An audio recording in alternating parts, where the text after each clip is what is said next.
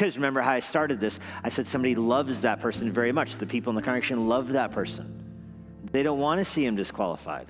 And they only know him as the pastor. They only know him as the preacher.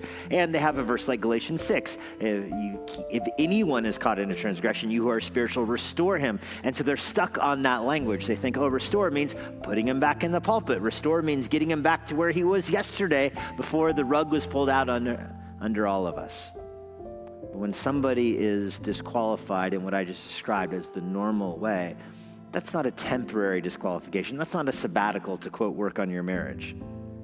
That's a permanent disqualification. That's where somebody has crossed the line. They were recognized as an elder in the church, then they were covering up things in their lives that were disqualifying. Remember, I'm not talking about the person who went to his friends for help. I'm talking about the person who didn't go to his friends for help because he was covering it up to get away with it, and it eventually bubbled over until he was exposed.